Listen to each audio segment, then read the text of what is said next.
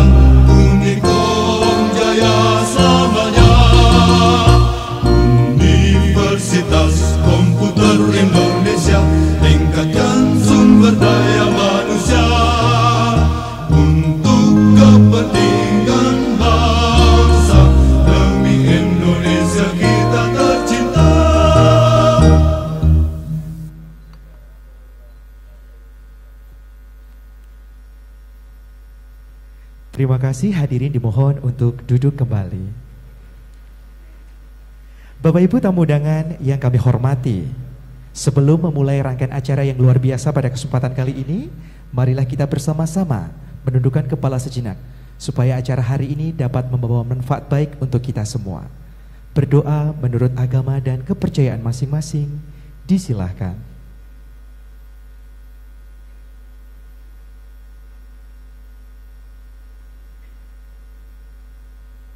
Berdoa selesai, amin. Terima kasih. Selanjutnya melangkah ke acara berikutnya. Kita akan bersama mendengarkan sambutan dari Ketua Dewan Juri Identik 2023 kepada Profesor Dr. Insinyur Eko Kabudiarjo MSc. Kepada beliau disilahkan.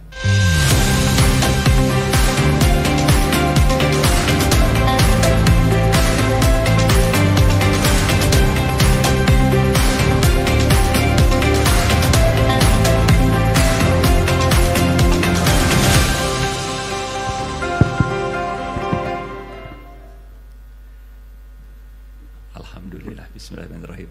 Assalamualaikum warahmatullahi wabarakatuh.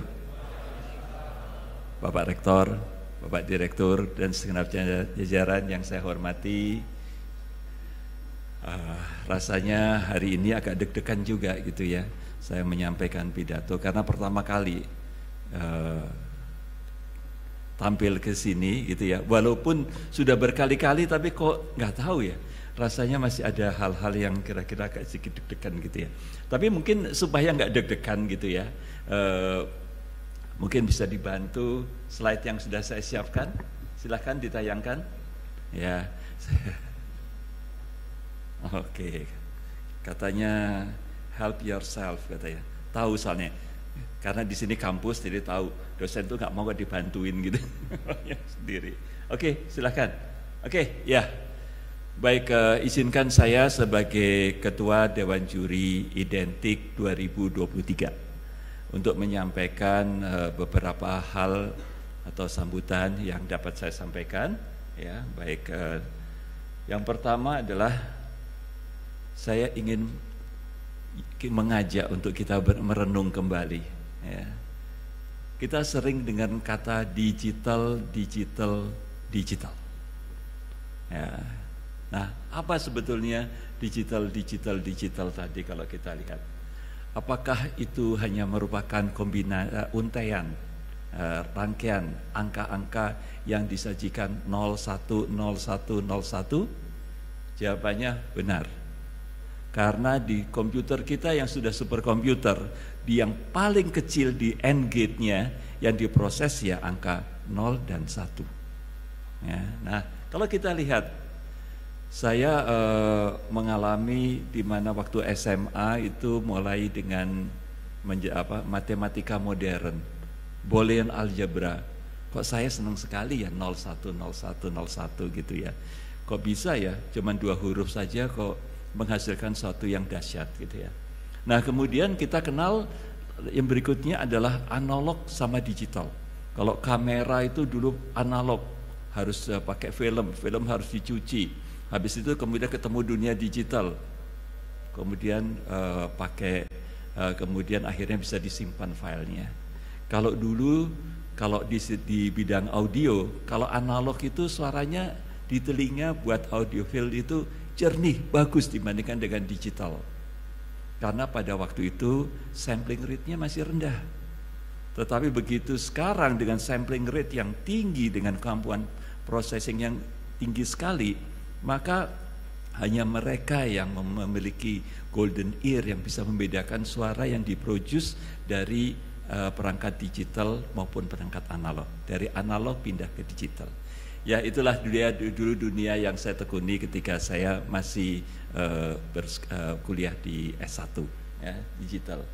Tetapi ternyata kalau kita lihat bapak-bapak, ibu-ibu sekalian semuanya yang saya hormati, adik-adikku, izin Pak Rektor menyebut adik-adikku biar rasanya kok awet nom gitu ya.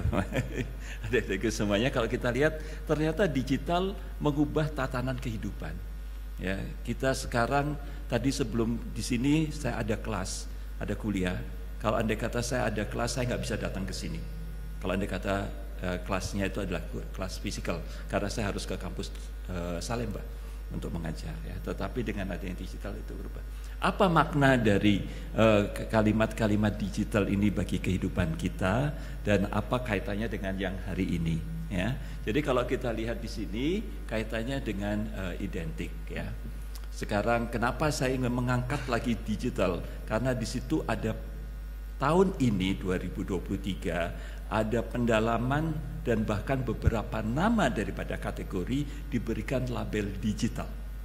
Tentunya banyak besar maknanya.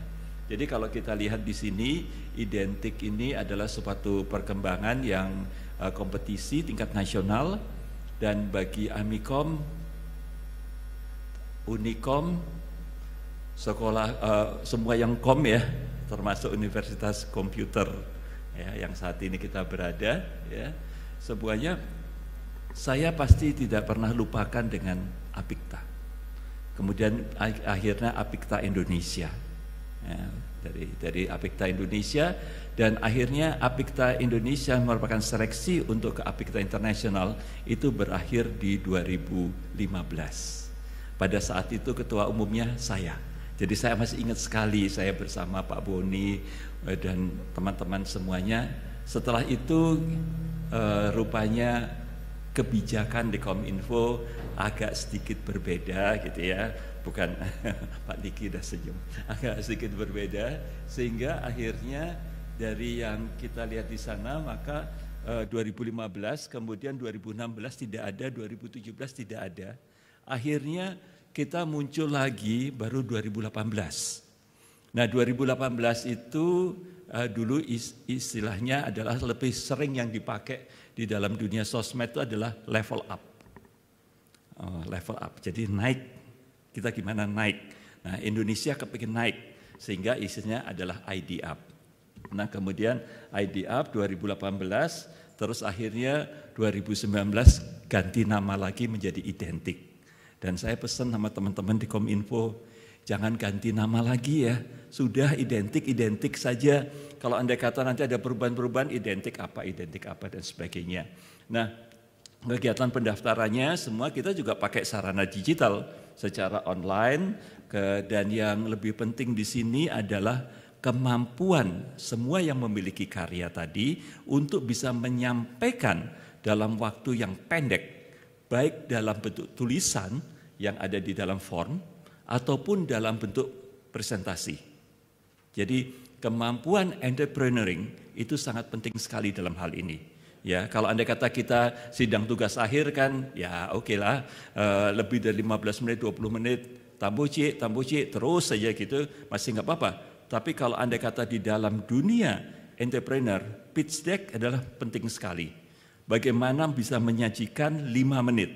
Jadi golden moment dari 5 menit atau 7 menit. Atau bahkan elevator pitch itu kita bicara seolah-olah kita masuk ke dalam ketemu sama investor, lantai 1, lantai 100, dia harus bisa kita meyakinkan dan mengatakan, ya saya buy ya ininya, saya akan invest. Ya. Jadi ini adalah kemampuan entrepreneur, itu penting sekali di dalam kompetisi ini.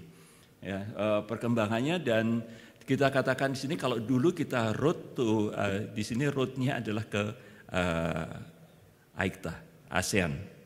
Jadi kalau andai kata teman-teman dulu kok kita Indonesia Asia Pasifik, kok kita bicara ASEAN. Bapak Ibu sekalian, teman-teman semuanya, 50% marketnya ASEAN itu adalah Indonesia.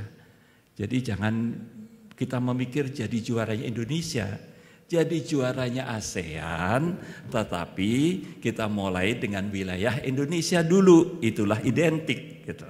Ya, jadi hal-hal seperti ini sehingga ini adalah merupakan suatu bagian AICTA dan ini adalah sangat bergengsi sekali terutama bagi Kementerian ICT di 10 negara. Ya, saya masih teringat sekali susahnya untuk menang di ASEAN. AICTA ini adalah peristiwa 2017 waktu itu di Kambodia. Semua menteri itu sudah oke, saya dapat juara di kategori subkategori. Kebetulan Indonesia menangnya itu di kategori R&D dan biasanya disebutkan paling akhir. Pak Menteri Kominfo pada waktu itu ketika teman-temannya sudah pamer, saya menang, menteri kita saya lihat mimiknya diam aja gitu, sedih hati saya gitu ya.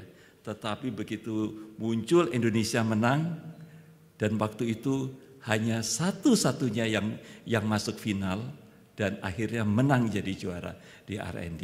Itu kalau andai kata itu adalah membuat semangat. Jadi ini adalah merupakan suatu kegiatan yang levelnya, yang sifatnya formal, diakui oleh negara-negara di level ASEAN.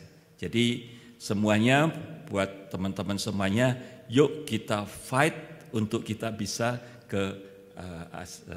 menangkan ini. Ya.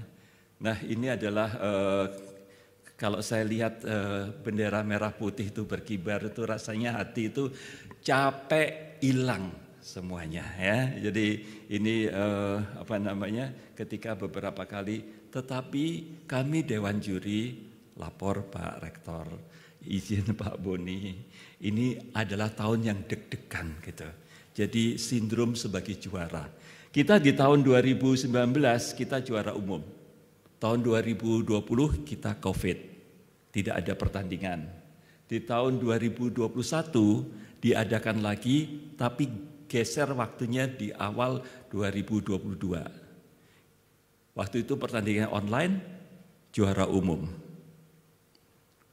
Nah, sering Menteri Kominfo itu melalui Pak Dirjen dan Pak Direktur nanya, targetnya Indonesia berapa? Medali emas. 6 ya. Pak, kalau 6 medali emas kita dimusuhin oleh negara lain. Karena medalinya cuma ada 6 emasnya, gitu ya. Jadi, tetapi kita di sini udah luar biasa, kita bisa mencapai juara umum. Oleh karena itu, saya sangat mengapresiasi dari pihak Kementerian Kominfo bahwa kita melakukan kegiatan yang cukup panjang kita lakukan agar supaya kita bisa memenangkan, tetap bisa mempertahankan sebagai juara. Nah, juara umum, bukan hanya juara aja, ada umumnya, gitu ya, ada juara umumnya. Nah, tentunya kegiatan ini tidak hanya dilakukan secara oleh Kominfo saja, tetapi juga Kominfo sebagai leadernya, terus kemudian semua society kita mulai dengan beroadshow, tetapi ada satu tim yang mengkhususkan diri, yaitu tim juri, dan tim juri ini kita adalah bertujuh. Jadi kita ini tim 7. Hadir di sini nanti ada Prof Yudo, ada Pak Beri Simorangkir, ya, terus ada Pak Rama, terus ada siapa lagi? Pak Didi online, Bu Sita online, Bu Yurika online, dan tentunya saya sendiri. Jadi ini kita bertujuh. Nah, tadi kenapa saya buka dengan kata-kata digital? Kita merubah di sini ada tiga kategori yang sangat spesifik sekali diberikan label digital, yaitu digital inclusivity, dulu adalah CSR namanya, terus kemudian digital innovation, dulu itu adalah R&D. Nah, cuman seringkali R&D itu kepleset gitu. Ini R&D kampus yang hasilnya paper, tapi ini atau R&D apa? Semuanya sebutnya R&D, tapi ini adalah R&D yang sifatnya produk. Ya. Nah, terus kemudian ada digital content dulu namanya teknologi digital ya. Jadi ada K3. Tapi semuanya is about digital. Ya, digital revolusi industri keempat itu sangat mewarnai sekali terhadap karya-karya yang akan menang nantinya. Ya, nah ini tentunya mudah-mudahan kita bertuju ini bisa mengawal, membantu hal ini semuanya. Ya, saya hanya ingin tutup dengan satu kata, sini, mari kita unjuk kemampuan. Ya, kita roadshow dari seluruh Indonesia, baik online maupun daring mari kita unjuk kemampuan kita, yaitu bangga karya anak bangsa. Ditunggu partisipasinya semuanya. Terima kasih. Wabillahi taufiq wal hidayah. Wassalamualaikum warahmatullahi wabarakatuh.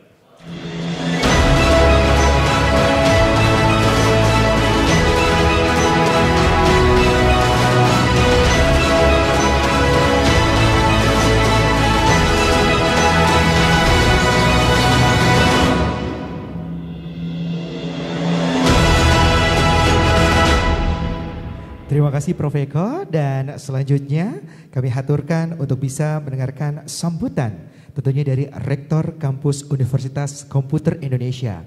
Kepada beliau Profesor Dr. Insinyur Haji Edi Suryanto Sugoto MT, disilahkan.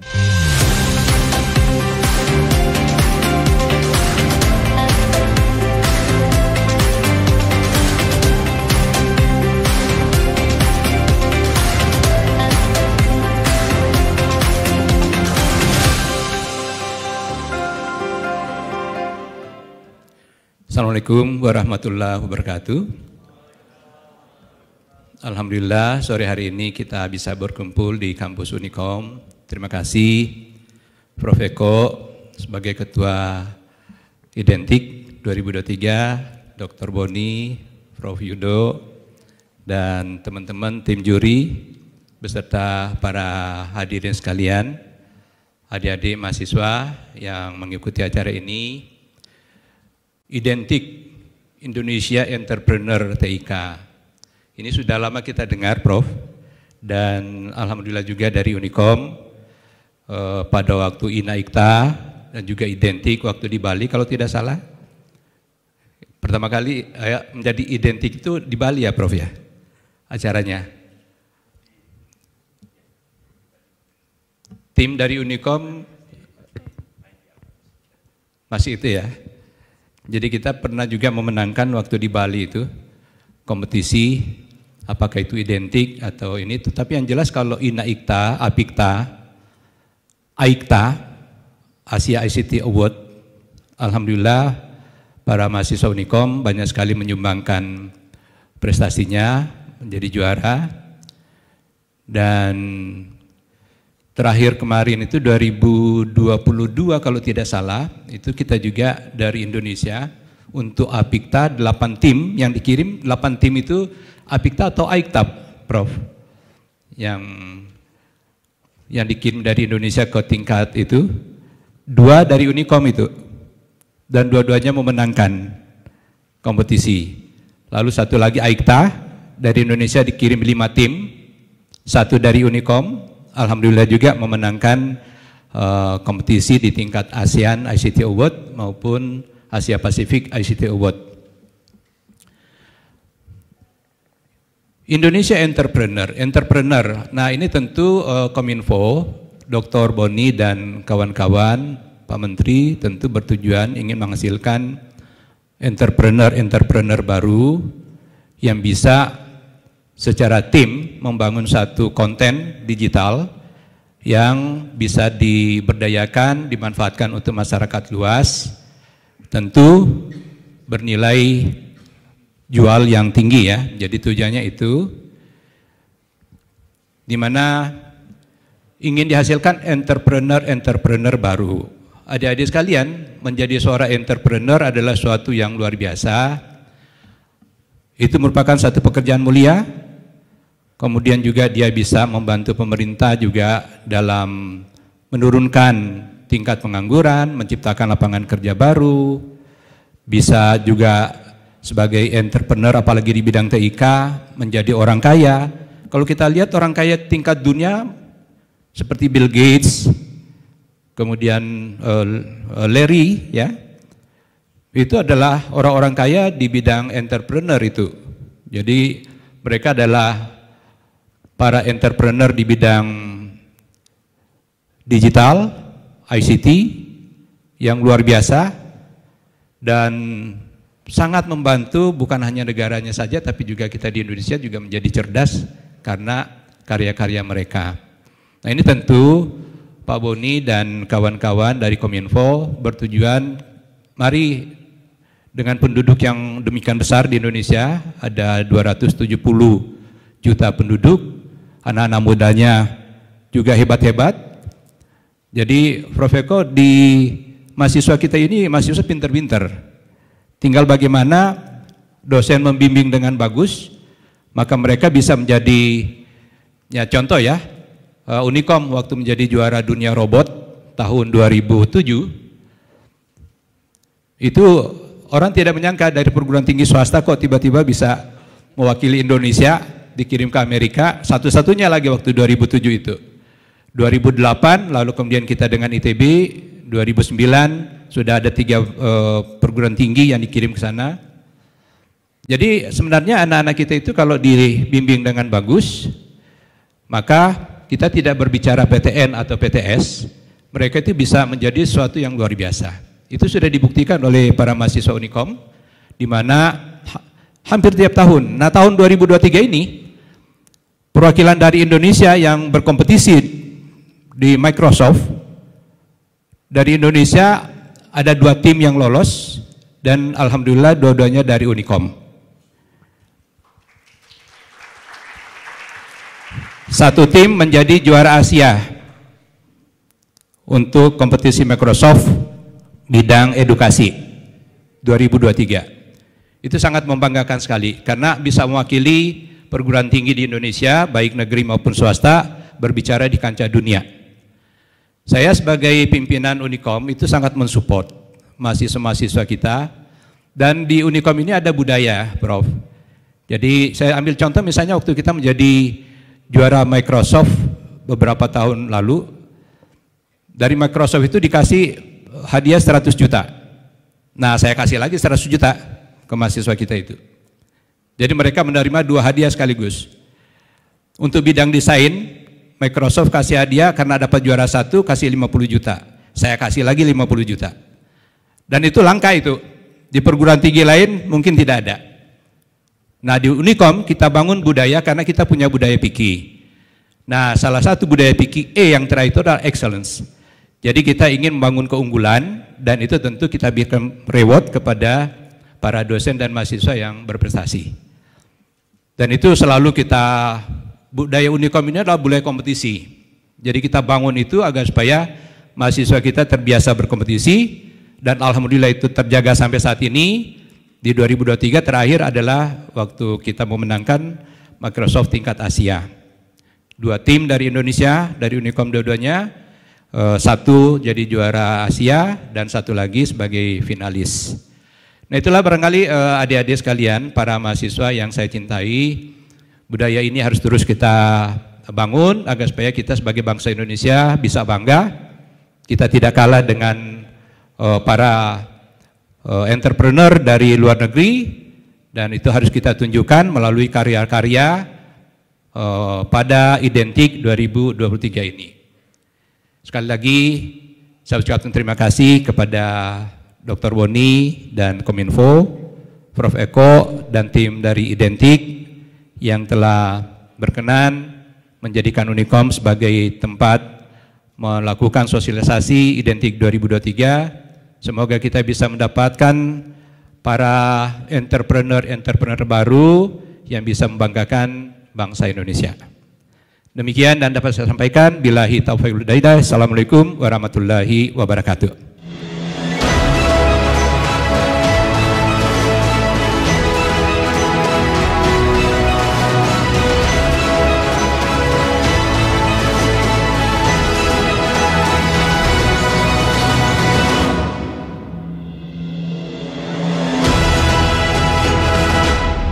Baiklah, tentunya hadirin yang kami hormati dan juga teman-teman yang kami banggakan. Sebentar lagi kita akan mendengarkan tentunya sambutan dari Kepala Dinas Komunikasi dan Informatika Provinsi Jawa Barat yang pada kesempatan kali ini akan diwakili oleh Bapak Agi Agung Galuh Purwa SSTP MSc MPA selaku Sekretaris Dinas Komunikasi dan Informatika Provinsi Jawa Barat. Kepada beliau disilahkan.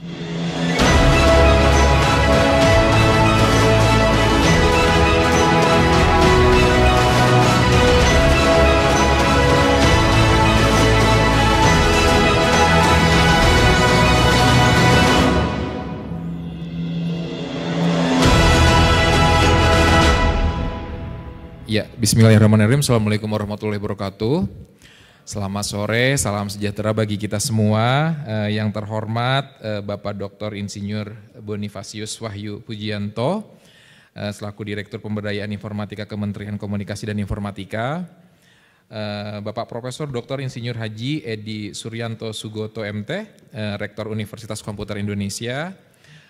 Bapak Profesor Dr. Agus Rianto STMT, Wakil Rektor Bidang Sumber Daya dan Kerjasama. Di sini ada banyak di list saya, ada 11 mungkin.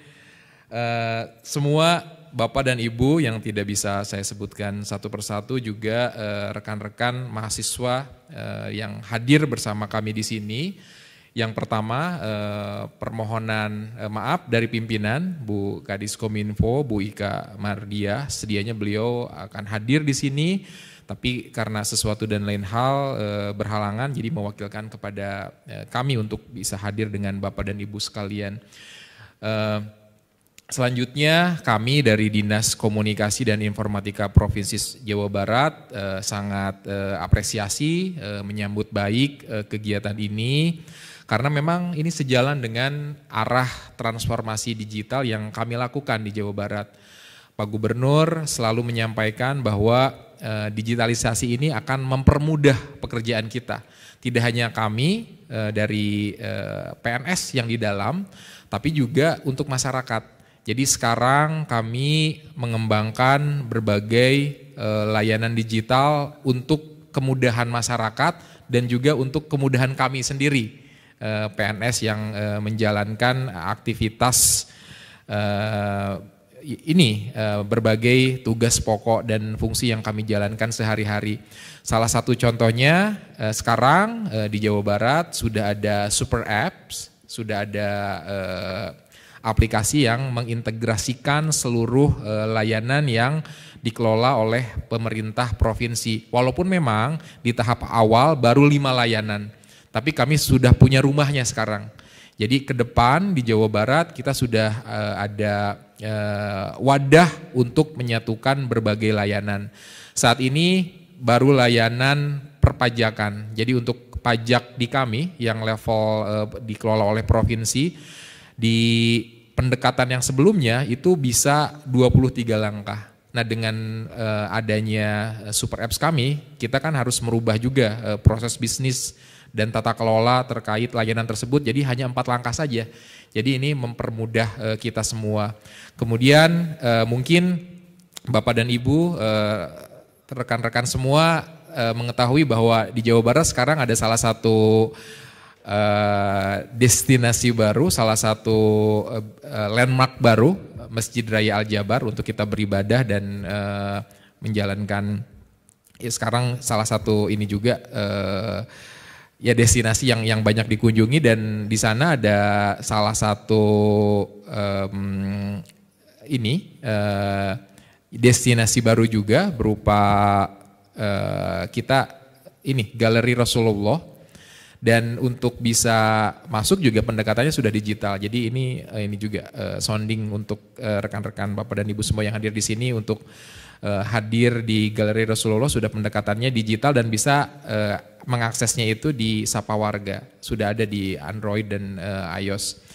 Dan untuk melangkah ke sana kita perlu best practices, dan best practices ini akan sangat paripurna apabila pendekatannya pentahelix. Jadi tidak hanya dari aspek government-nya saja, tapi juga dari berbagai sektor, dari pusat melalui Kominfo, kemudian juga dari akademia, dalam hal ini teman-teman dari Unikom, dan kami pun perlu menyampaikan di sini Unikom ini alumninya salah satu alumni yang sangat berkontribusi.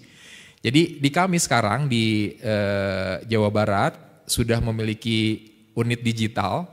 Jadi kami ini yang PNS, yang dari Diskominfo nampaknya akan berat kalau misalnya semuanya di-tackle oleh kita. Jadi kita perlu ada kekuatan, karena itu kita memiliki unit baru namanya Jabar Digital Service, UPTD Pusat Layanan Digital Data dan Informasi Geospasial, dan nampaknya juga JDS pernah juga nih masuk ke identik yang tahun sebelumnya. Nah, jadi di JDS ini hybrid, ada PNS, ada non PNS, karena kita kalau yang PNS mungkin tahu ya betapa proses untuk bisa memasuki jalur di PNS ini kan cukup bertingkat, kemudian juga nampaknya dari aspek competitiveness ini cukup ini nih, saingannya banyak gitu dengan startup yang mungkin bisa memberi beneficiaries lebih dari kita. Nah karena itu kalau di Jawa Barat sudah ada unitnya yang bisa menjembatani tadi kebutuhan SDM kita yang lintas sektor di Jabar Digital Service, dan alumninya salah satunya dari teman-teman Unikom. Bahkan ada juga yang dosen juga di sini. Mohon izin Bapak izin laporan juga. Jadi rasa terima kasih kami untuk Civitas Akademia yang support ke kita. Dan terakhir ini mungkin sounding juga salah satu wujud agar kita semakin dekat dengan akademisi khususnya, di kita sudah ada produk baru juga namanya opendata.jabarprov.go.id. Nah, pengguna open data di kita ini lebih banyaknya memang researcher, para mahasiswa juga yang berniat untuk mengelaborasi data-data yang kami punya. Jadi ini bisa jadi salah satu referensi juga untuk rekan-rekan semuanya yang memiliki harapan, yang memiliki penelitian yang lokusnya di Jawa Barat.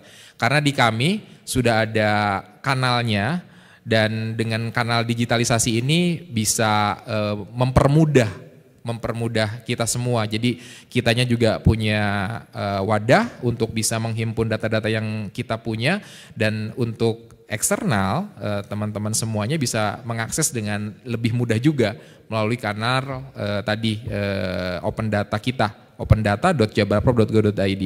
Dan di kanal kita semua data-datanya itu kita buat se-user friendly mungkin. Berbagai jenis data kita tampilkan di sana, API juga sudah bisa diakses. Kemudian juga secara visual juga kita kemas lagi, karena data-data secara visual ini lebih mudah untuk dicerna dibandingkan dengan jenis data yang lain. Mungkin itu yang bisa saya sampaikan, sedikit update dari Jawa Barat. Mudah-mudahan ke depan kerjasama kita lebih erat lagi, lebih lekat lagi untuk membangun transformasi digital yang lebih akseleratif di Jawa Barat. Demikian, mohon maaf apabila ada hal-hal yang kurang berkenan. Billahi taufiq wal hidayah. Wassalamualaikum warahmatullahi wabarakatuh.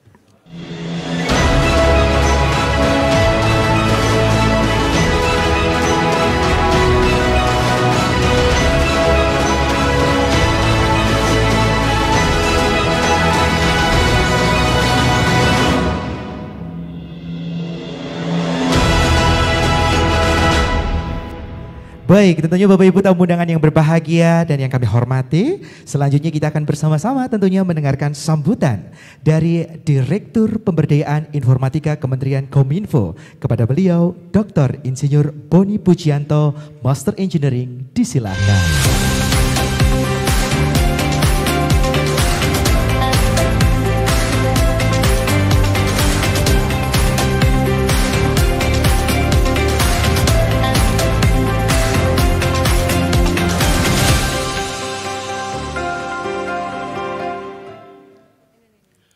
Assalamualaikum warahmatullahi wabarakatuh. Shalom, Om Swastiastu, Namo Buddhaya, salam kebajikan. Sampurasun. Saya tuh kalau pulang ke Bandung itu homey ya, Pak Rektor, karena saya juga orang Bandung tapi terdampar di Jakarta. Prof Eko juga sama, kuliah di Bandung tapi sekarang di kampus UI. Jadi Bapak Ibu sekalian, dari Bandung itu sebenarnya adalah Silicon Valley Indonesia. Dan saya sangat salut dengan Unicom, karena saya tahu, saya tinggal dulu di Jalan Pasteur sebelah sana, sering lewat ke kampus, lewat di Pati Ukur, teman-teman kosnya di belakang sini Pak, di Sekalwa ya, ke dalam gitu. Jadi boleh dikatakan Bandung itu luar biasa, berisi mereka-mereka yang memiliki talenta luar biasa. Oleh karena itu, ini adalah momen yang buat saya luar biasa, karena kita bisa melihat bagaimana Bandung berkembang dan kampus Unicom yang mohon izin, tahun 2000 ya Bapak ya, 22 tahun bisa menjadi luar biasa seperti ini. Kita harus memberikan aplaus kepada Bapak Rektor. Mohon izin, saya lewat di Pati Ukur tuh, kebetulan istri saya juga kampusnya di Unpad di sini, jadi kalau lewat depan kampus, tapi tahun itu sekitar tahun 85 sampai dengan 90-an belum ada.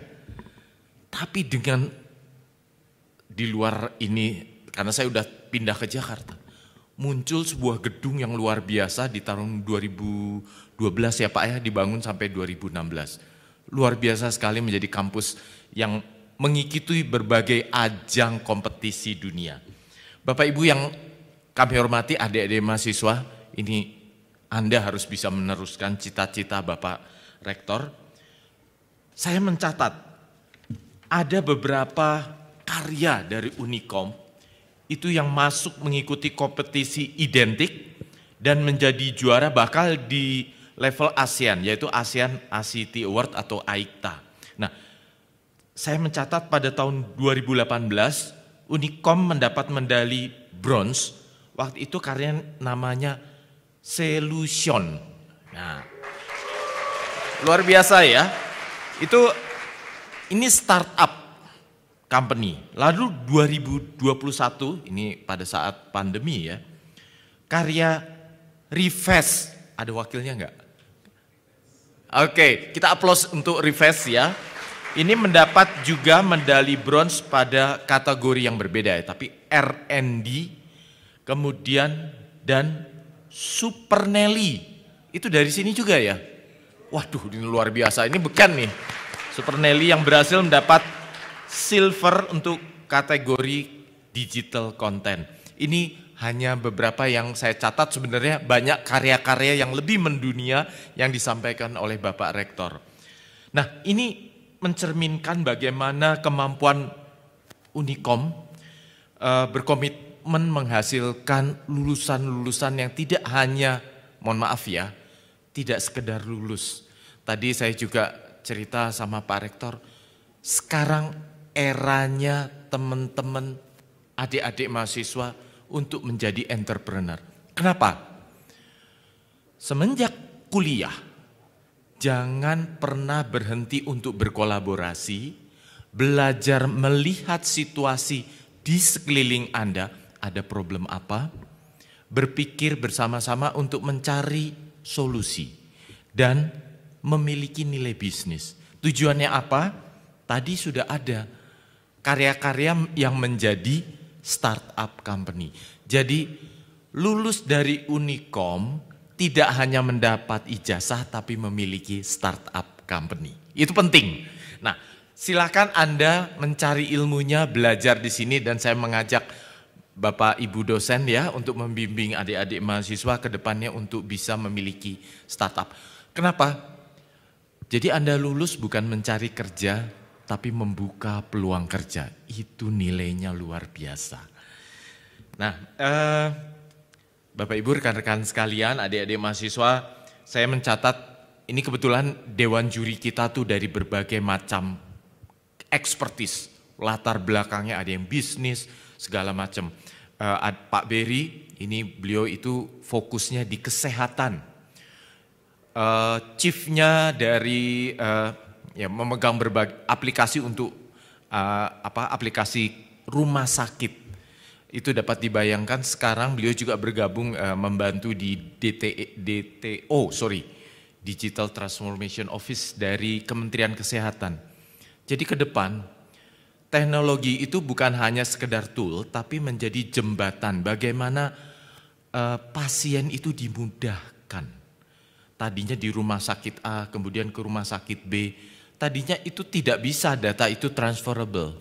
Tapi DTO nanti akan membuatkan sistem sehingga ada istilahnya ada clearance atau consent ya. Jadi consent itu memberikan clearance bahwa data itu boleh berpindah dari satu kepada yang lainnya dan itu untuk keperluan analisis lebih lanjut. Jadi tidak perlu mohon maaf kalau pasien seringkali, oh Bapak harus check up seluruhnya kembali. Berapa biaya yang harus keluar karena harus melakukan pengecekan ulang kesehatan.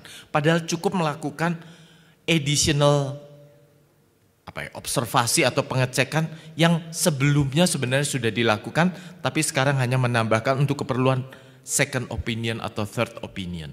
Nah, adik-adik mahasiswa, Anda bisa berkecimpung ya, tidak hanya yang teknikal ya.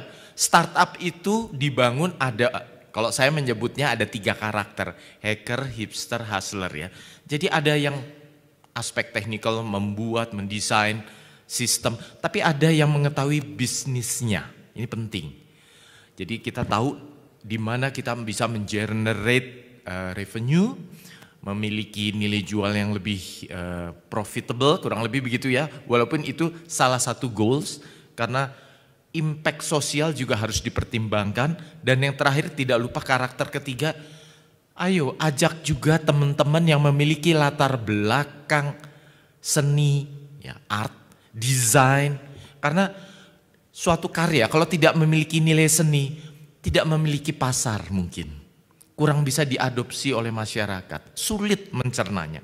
Jadi di Bandung ini banyak kampus-kampus yang banyak memiliki kemampuan-kemampuan desain, art, bahkan mereka sangat luar biasa. Nah, rekan-rekan mahasiswa, selain itu kami dari Kementerian Kominfo selain mendorong identik, tentunya kami mendorong juga program pendidikan pelatihan digital teknologi. Tadi sudah disampaikan ya, jadi kita di sini adalah ada program identik. Tapi untuk bisa sampai ke sana sebenarnya juga atau melanjutkan, kita ada program namanya adalah 1000 Startup Digital ya. Itu untuk adik-adik mahasiswa kalau lulus ditanya bukan lagi saya kerja di sana, enggak. Saya founder dari solusi A, perusahaan B, CVC. Jadi itu adalah karya dari adik-adik mahasiswa. Kemudian tentu startup itu nanti akan naik kelas ya karena butuh investasi segala macam. Kami punya ada namanya Startup Studio dan Hub ID sehingga ini jangan sampai terlewat, ada pakarnya Pak Rama Mamuaya itu yang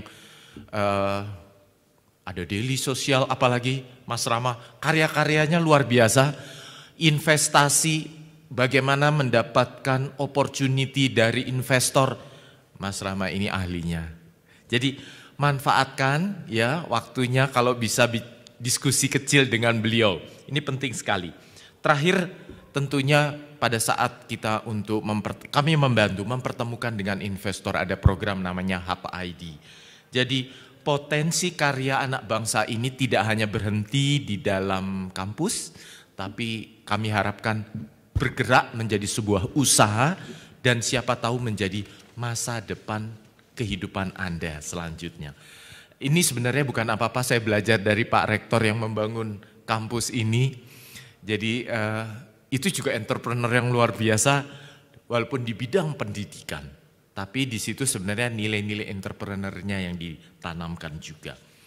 Jadi tadi menyambung juga untuk identik, nanti ada 6 kategori, silakan adik-adik mahasiswa untuk bergabung, silakan memilih mana yang sesuai, ada public sector, private sector, inovasi teknologi konten digital, digital inclusivity, digital startup, digital innovation. Jadi silakan untuk mengikuti program identik pada tahun ini, dan biasanya yang pemenang dari tahun ini kami bawa ke ASEAN ICT Award, AICTA.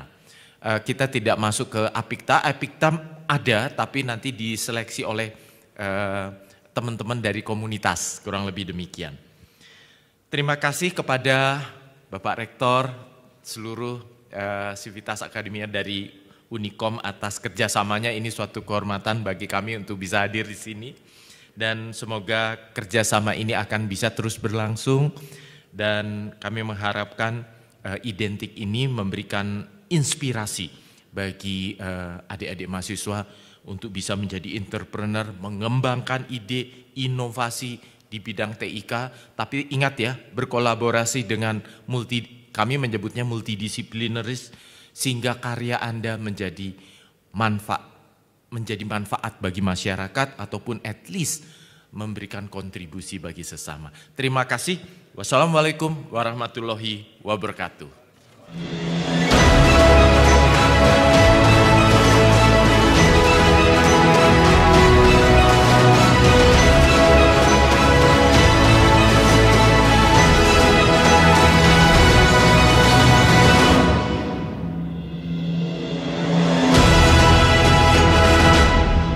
Terima kasih Pak Boni, suntikan semangatnya untuk teman-teman yang hadir pada kesempatan kali ini. Sekali lagi tepuk tangannya boleh? Wow. Dan tentunya hadirin yang berbahagia, di tahun 2023 merupakan tahun kelima pelaksanaan identik dengan mengusung tema Collaborate to Grow Stronger. Identik berupaya mengembangkan konsep kegiatan dan tentunya bertransformasi agar tidak hanya sebatas menjadi sebuah ajang kompetisi, namun dalam prosesnya nanti para karya terpilih juga berkesempatan mendapatkan fasilitas berjejaring dalam event berskala nasional maupun internasional. Dan sebelum menuju acara berikutnya, kami mengingatkan kembali untuk teman-teman peserta yang sudah bergabung melalui online untuk tidak lupa mengisi presensi yang telah dibagikan melalui kolom chat Zoom. Karena nantinya seluruh peserta baik yang sudah hadir offline maupun online akan mendapatkan link untuk download e-sertifikat. Dan spesialnya lagi, ini untuk menambah semangat. Ada yang ini semuanya masih berpuasa? Alhamdulillah ya. Saya mau cek dulu, katanya ini Unicom punya jargon ya. Coba Unicom.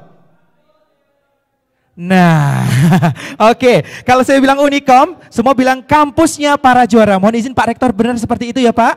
Harus semangat, oke? Unicom. Dan satu lagi, kalau Identik 2023 jawabnya Collaborate to Grow Stronger. Baik, yang semangat nanti saya doain semoga yang jomblo segera dapat pasangan.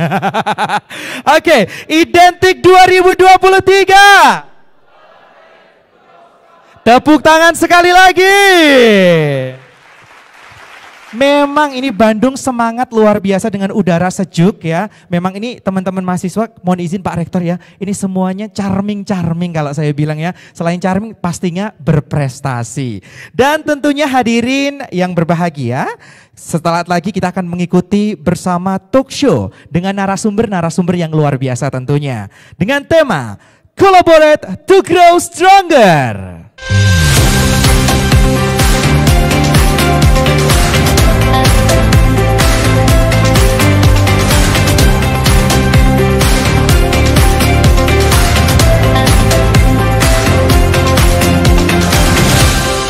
Baik, tentunya untuk narasumber yang pertama kami mengundang untuk bisa bergabung menuju kursi yang telah disediakan.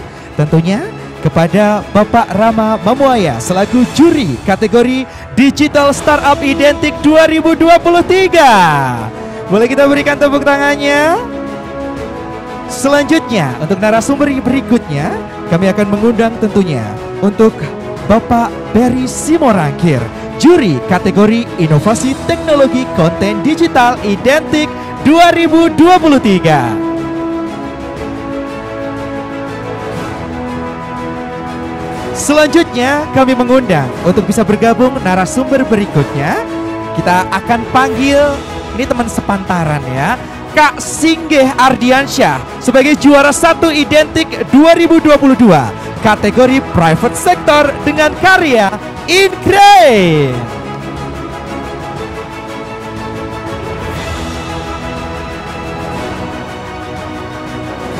Dan selanjutnya yang terakhir narasumber kita akan mengundang Kak Anugrah Nurewa sebagai juara 1 Identik 2022 kategori Startup Company dengan karya Jaramba.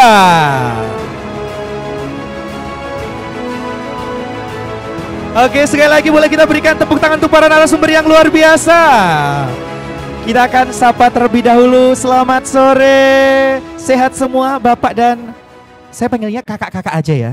Oke, sehat semua? Sehat. Tepuk tangan dong sekali lagi. Luar biasa semangatnya. Datang bersama di Roadshow Identik 2023 dan hari ini tentunya di Universitas Komputer Indonesia untuk Anda semuanya. Dan pada kesempatan kali ini langsung saja mohon izin kita langsung menuju ke untuk narasumber yang pertama dulu. Boleh untuk tentunya Bapak Rama Mamuaya diambil mikrofonnya. Boleh disapa dulu Bapak tentunya untuk teman-teman yang sudah bergabung dari Universitas Komputer Indonesia dan juga teman-teman yang secara online sudah bergabung. Silakan. Ya, kita cek dulu. Oke.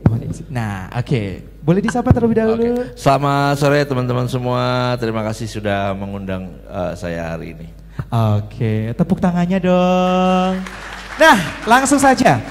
Bapak Rama Mamuaya, ini selaku juri kategori Digital Startup Identik 2023. Di sini sudah ada teman-teman yang sudah bergabung secara online maupun offline. Boleh dikasih spill dikit juga ya. Identik 2023 kepada teman-teman yang nantinya akan mendaftarkan karyanya. Silahkan, kurang lebih waktunya 15 menit. Siap, terima kasih. Selamat sore teman-teman semua, sekali lagi thanks for having me. Saya Rama, saya di luar dari sebagai juri di Identik, saya CEO dari company namanya dailysocial.id dan juga di DSX Ventures. Kita invest di early stage technology companies di Indonesia. Nah mungkin kalau kita ngomongin startup gitu ya, mungkin aku pengen share sedikit. Aku ada paparan, mungkin bisa minta tolong di share. Aku pengen share sedikit mengenai informasi apa yang sudah terjadi di teknologi di Indonesia selama tahun 2022. Dan ketika kita ngomongin teknologi industri, aku yakin teman-teman juga pasti udah ngerti gitu dengan yang namanya digital innovation. Nah, Identik ini basically memfasilitasi perkembangan industri digital di Indonesia dari bawah ke atas, ya, dari bottom up gitu ya. Kita nyari teman-teman yang luar biasa, punya talenta dan punya passion, dan juga bisa ngelihat opportunities, kira-kira apa nih problem-problem yang bisa kita bikin solusinya, dan hopefully bisa jadi company yang hopefully bisa jadi the next Gojek, Tokopedia dan lain-lain. Tapi harga sahamnya lebih bagus ya kalau bisa ya. Jadi ini kita ngomongin soal digital innovation. Nah, mungkin teman-teman bisa lihat kalau teman-teman punya ide di dua kategori ini, contohnya kayak ini produk riset, pengembangan, inovasi digital yang memiliki proses bisnis yang baru. Nah ini teman-teman sebenarnya bisa banget nih ngelihat sebuah proses bisnis yang sangat tidak efisien. Itu ada di sekitar kita, ada banyak banget, luar biasa. Nggak usah mikir jauh-jauh, nggak usah. Aku banyak banget dapat pertanyaan kayak gimana Mas Rama cara nyari ide buat startup. Nggak usah nyari ide, lihat di sekitar kita dari pagi tadi sampai sekarang aja pasti udah banyak problem dan banyak sekali inefficiencies yang teman-teman lihat. Proses yang 5 langkah yang sebenarnya mungkin bisa 2 langkah. Bayangin aja satu-satu proses, dari mesen ojek misalnya, atau dari gimana cara bisa kuliah, dari mesen kopi, dari semua proses itu bisa diefisiensikan gitu. Dan ini namanya new business process yang of course masuk ke dalam kategori digital innovation di sini. Thank you. Nah, untuk kriterianya sendiri teman-teman bisa lihat di layar juga. Udah selesai, namun belum di launch gitu ya, jadi istilahnya MVP atau prototype.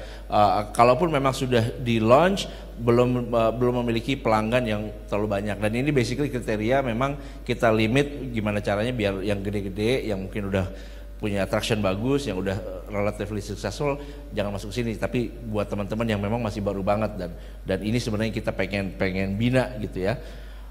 Dari sini teman-teman juga bisa ngeliat dari sisi penilaian apa aja sih yang kita nilai gitu ya. Dari sisi penjurian teman-teman bisa lihat di sini, mulai dari efisiensi seperti apa, performance-nya, problem solving. Teman-teman bisa lihat di sini sebenarnya operation sama strategic planning itu jadi 2 komponen yang paling penting ketika kita melakukan penilaian, mulai dari quality of the product, quality of the solution, gimana caranya dapat user lewat marketing strategy, gimana caranya mendefinisikan usernya atau customernya gitu ya. Itu juga luar biasa penting sebenarnya gitu ya. Jadi ini beberapa kriteria yang kita akan nilai. Kategori kedua itu ada yang kita sebut private sector, dan ini basically solusi berbasis teknologi yang melayani kebutuhan sektor swasta. Gini, ini kita kasih contoh kayak logistics, aplikasi SCM, CRM, ERP, apapun lah ya, banyak lah dari sisi itu. Industrinya, industri apa aja bebas.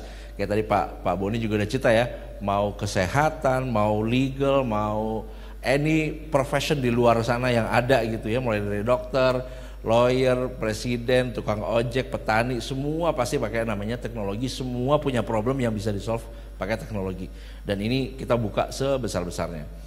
Nah, untuk kategori private sector kita lakukan penilaian kurang lebih sama, tetap operations dan juga strategic planning. Jadi ini benar-benar hopefully bisa mengasah kemampuan teman-teman untuk bisa berpikir jangka pendek tapi juga jangka panjang. Gimana caranya kita bisa build and justify bahwa problemnya itu ada, solutionnya benar, dan gimana caranya kita acquire user dan bisa grow dengan sustain sampai jangka waktu yang lebih panjang, dan hopefully bisa jadi company yang besar, profitable of course, dan berkontribusi ke digital economy di Indonesia.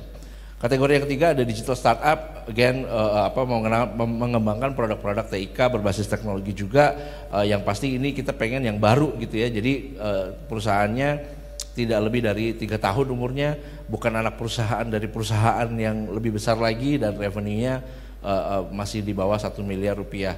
Nah kalau ini juga kurang lebih sama, cuman mungkin tadi dari sisi strategic planning kita juga nambahkan yang namanya unique value proposition. Apa yang membuat aplikasi kita atau solusi kita unik. Unik itu bukan artinya beda doang ya, tapi artinya sulit untuk ditiru oleh kompetitor, tapi memang juga jadi value yang luar biasa buat customer kita. Customer kita pakai solusi kita karena kita punya value ini.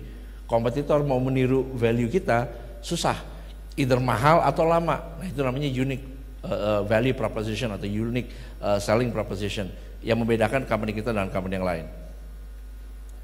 Nah ini mungkin teman-teman bisa lihat di sini secara overview-nya gitu ya, penilaiannya dari berbagai kategori kurang lebih sama sih, tetap operation, strategic planning, planning untuk jangka pendek dan juga jangka panjang akan jadi penilaian yang jadi kategori yang paling berat untuk kita dalam proses penilaian ya gitu ya, kurang lebih. Gitu sih mungkin kalau dari aku. Thank you. Oke, tepuk tangan untuk Pak Rama, luar biasa sekali untuk paparannya. Dan sebelum menuju ke narasumber berikutnya, mengingatkan kembali, mohon izin Pak Rektor, Pak Boni ya, ini untuk menambah semangat teman-teman. Jadi akan ada hadiah e-money senilai 1 juta rupiah untuk 10 penanya terbaik ya. Jadi nanti silakan untuk bertanya ya, karena hadiahnya lumayan banget. Mohon izin Pak Rektor, karena mahasiswa kan 100.000 lumayan banget ya Pak ya. Kalau kali 10 kan 1 juta ya Pak ya. Oke, terima kasih Pak Rama, dan kita akan move untuk narasumber berikutnya. Kita punya tentunya Bapak Berry Simorangkir selaku juri kategori inovasi teknologi konten digital identik 2023. Selamat sore Pak Berry. Selamat sore. Hari ini sehat Pak Berry? Sehat ya. Sehat. Boleh disapa tentunya untuk teman-teman yang sudah bergabung melalui kanal online dan juga offline tentunya. Oke. Selamat sore semuanya, adik-adik semua. Terima kasih atas kesempatan di sini, Prof. Dan juga Bapak Ibu sekalian untuk mensukseskan Identik di 2023 ini. Luar biasa. Dan langsung saja untuk Bapak Berry Simorangkir untuk bisa memberikan dan memaparkan materinya. Oke, baik. Sebelum saya masuk ke materi yang sudah disiapkan oleh teman-teman di Kominfo, sebenarnya santai aja ya. Saya tahu juga ini udah mau maghrib. Jadi biasanya saya itu senang dengan lingkungan kampus sebenarnya. Nggak tahu kenapa kalau kita dikasih kesempatan untuk melihat ke belakang kan rasanya kita mau jadi muda terus gitu ya. Nah ini bukan hanya muda saja, tetapi ternyata kita ini berkumpul di institusi yang menurut saya ini sudah ada nama. Jadi sebenarnya Prof, Pak Rektor, itu saya tahu Unicom ini karena saya salah satu dari juri di Identik. Jadi perjalanan kita tadi yang sudah disampaikan dari 2018 itu saya nggak pernah dengar Unicom. Tetapi setiap kali ada Identik, saya selalu ngobrol sama kolega juri. Ini Unicom ini pasti akan mengirimkan siswa-siswa terbaiknya. Dan seperti tadi sudah disampaikan, itu tidak pernah mengecewakan. Selalu di level nasional bahkan internasional pun mungkin jari-jari kita juga sudah mulai kehabisan lah untuk bisa menghitung satu persatu. Nah sebenarnya teman-teman semua mahasiswa yang hadir di sini ini bisa diakses melalui identik.id. Nah kebetulan ada 6 kategori, saya dimintakan untuk menyampaikan 3 dari 6 tersebut. Oke. Di sini saya akan baca ya. Kenapa saya perlu baca sekali? Karena kebanyakan mahasiswa tuh kalau baca mungkin sekelumit ya, nggak tuntas. Tapi saya bacakan saja di sini dengan cepat. Jadi pertama itu ini ada salah satu juri kolega kita juga yang kebetulan tidak hadir bersama kita di sini, tetapi saya bacakan. Digital inclusivity ini adalah produk digital baik perangkat lunak, perangkat keras dan kombinasi keduanya menyediakan layanan terbuka dan inklusif untuk semua kelompok masyarakat untuk meningkatkan kesejahteraan, kualitas dan standar hidup masyarakat. Nah, kunciannya adalah produk tersebut harus diinisiasi, dikembangkan dan dimiliki oleh organisasi non pemerintah, pendanaan dan pengembangan dapat disediakan oleh pemerintah atau swasta atau keduanya. Jadi kira-kira adik-adik yang melihat ini masuk atau tidak, ya. Jadi kategori itu sebenarnya menjadi guidance. Jadi seringkali kalau misalnya di awal kita belum tahu nih mau masuk yang nomor 1, nomor 2, private sector ataukah digital content atau yang mana, karena percaya atau tidak itu kalau kita salah masuk kamar itu nanti kemungkinan menangnya itu justru jadi lebih kecil, ya. Jadi tidak apa-apa di awal ini mungkin dicoba saja, karena toh kita nanti juga akan mereview satu persatu. Jadi nanti adik-adik semua juga akan mendapat kesempatan, oh kayaknya ini salah kamar nih, kita pindahkan ke tempat lain berdasarkan kategori yang benar. Karena kalau misalnya kita akan masuk di level nasional, kita mau menang, tapi kalau misalnya di internasional itu kategorinya itu harus eye to eye. Jadi maksudnya harus sesuai dengan guidance-nya, karena kalau salah itu bisa didiskualifikasi. Ini sebagai yang ingin saya sampaikan, karena kalau kompetisi itu bukan hanya bagus barang kita, tetapi kita mengikuti pola rule of the game-nya juga, ya. Oke, selanjutnya ini bisa dilihat juga ada 3 hal, baik itu dari sisi presentasi, strategi planning dan operation-nya, ya. Ini nanti bisa dilihat juga di identik. Berikutnya yang ingin saya sampaikan di sini adalah dari 6 public sector adalah kategori yang itu produk digital yang merupakan lunak, perangkat keras atau kombinasi atau keduanya. Tetapi ini kunciannya adalah ini dikembangkan dalam rangka memenuhi kebutuhan spesifik pemerintah untuk layanan masyarakat yang layanannya dikelola oleh instansi pemerintah. Produk dapat dikembangkan oleh instansi swasta, instansi pemerintah atau perusahaan milik pemerintah yang didanai oleh pemerintah atau donor asing. Produk tidak harus dalam kondisi sudah diimplementasi secara penuh, dapat juga masih berupa implementasi percontohan, namun harus dapat digunakan oleh instansi pemerintah. Nah, kalau misalnya teman-teman ada di sini, mungkin agak enggak mungkin juga ya, tapi kalau misalnya ada mungkin saudara yang mungkin di kota atau kabupaten lain, bisa juga membantu untuk mensosialisasikan. Jadi mungkin nggak masuk di public sector, tetapi kalau misalnya ada kenalan yang di tempat lain, ini bisa juga dibantu untuk mensosialisasikan. Oke, selanjutnya yang akan saya sampaikan adalah dari inovasi teknologi konten digital. Ini kebetulan saya sendiri jurinya untuk kategori ini. Nah, ini seringkali begitu kita melihat hal ini cakupannya sangat luas, ya. Jadi saya baca dulu ketentuan kategori inovasi teknologi konten digital adalah inovasi teknologi terkini untuk menghasilkan produk digital berupa perangkat lunak, perangkat keras atau kombinasi keduanya yang memberikan dukungan manajemen dan teknis kepada industri digital. Contohnya aplikasi dan atau konten digital berbasis diantaranya tetapi tidak terbatas pada augmented reality, virtual reality, extended reality, computer vision, blockchain dan seterusnya. Nah, ini saya rasa ini cocok nih untuk adik-adik semua yang hadir di sini. Yang ingin saya sampaikan adalah sebagai berikut. Memang kompetisi ini tidak harus menang ya. Jadi kalau misalnya kita coba, itu saja sebenarnya sudah membuat kita ready begitu kita udah lulus. Jadi kalau saya mungkin nanti ngobrol bareng dengan Pak Rektor, apakah itu requirement atau tidak untuk adik di sini untuk lulus. Jadi apakah harus ikut kompetisi atau tidak. Tapi kalau menurut saya sih ini adalah fasilitas yang diberikan oleh pemerintah yang sangat luar biasa gitu. Bahkan teman-teman saya juga yang sudah di swasta mengetahui betapa support yang diberikan oleh pemerintah ini dimanfaatkan saja gitu ya. Jadi dimanfaatkan sebaik-baiknya. Kenapa? Karena menang atau tidak menang ini kan urusan nanti, tetapi memasukkan produk-produk kita, hasil karya yang kita kerjakan bareng-bareng sama teman-teman itu adalah pengalaman yang bagi saya itu tidak bisa diukur lah selama kita masih di kampus. Itu saja dari saya, terima kasih. Terima kasih, boleh kita berikan tepuk tangan untuk Bapak Berry. Jadi memang apa salahnya untuk mencoba ya Pak Berry ya. Kalau menang kalah itu urusan nanti belakangan ya. Apalagi tentunya yang penting percaya diri dulu ya Pak ya. Pasti biasanya teman-teman mahasiswa kan, aduh kurang apa ya, kurang pede mau daftar apa, daftar dulu aja, pede dulu aja ya. Luar biasa. Dan selanjutnya kita akan menuju ke narasumber berikutnya, yaitu paparan dari Kak Singgih Ardiansyah sebagai juara 1 Identik 2022 kategori private sector dengan karya Incrane. Kita boleh berikan tepuk tangannya. Oke. Ini panggilannya Kak Singgih ya?